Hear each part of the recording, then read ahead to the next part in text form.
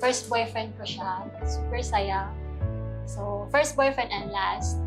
Then, diretso na lang ako sa year 2019. Nagkaroon kami ng baby. Sa 11 years, so sobrang daming pinagdaanan, trials. Ano yung on and off, gano'n. Pero at the end of the day, dito pa rin babagsak. Yeah. Sobrang saya yung pagsasama namin. Siyempre, hindi mawawala yung away. So, kailangan lang talaga may isang magpapakumbaba para maayos lahat. Gustuhan ko sa kanya, ano talaga. Sobrang supportive. Ano man yung hilig ko, ano man yung ginagawa ko. Andun siya. Then, pag-aalaga. Andun din, hands-on din. So, willing niya sacrifice. Pati trabaho niya, sinacrifice niya eh. Nag-resign siya para maalagaan yung baby namin.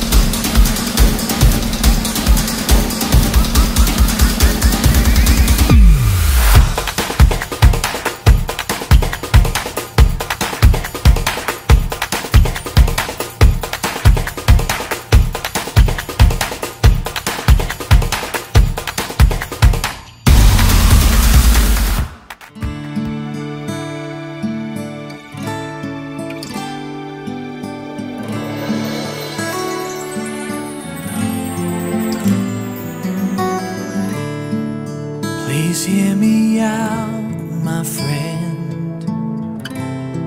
I've something to say that's from within. It's our last memory. Try to think back, I'll help you see. All of those nights we shared, all of those days you were there. I just wanna love you forevermore,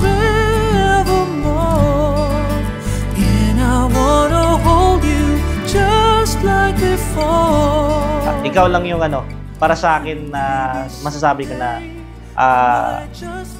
the gift from God talaga. Yun lang. Me, I love you so much.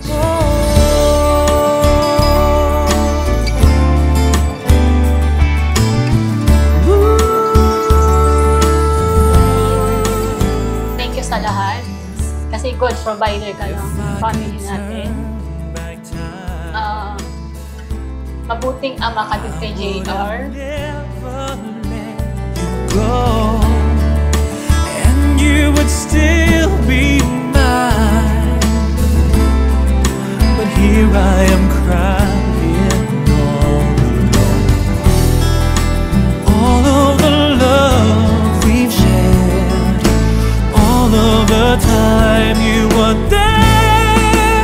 I just wanna love you forevermore, and I wanna hold you just like before. And maybe someday. Maraming mga pisikal at panloob na katangian ang maaaring magustuhan ninyo sa bawat isa. Pero sana ang kasal na ito ay hindi lamang dahil sa pisikal o sa personal, kundi kayo ay narito dahil sa pagmamahal. The physical traits, personalities are all but ways to be drawn to each other. Ngunit ang totoong nagdala sa inyo sa altar na ito ay ang pagmamahalan na nabuo sa pagitan ninyong dalawa. Anton at Anne, it is love that brings you to the altar. And it is also love that will unite you until the end of your lives. Pagmamahal ang susi sa isang magandang pagsasama. Just find a way and we can love forevermore. I'm lost without you. Oh, tell me, what should I do now that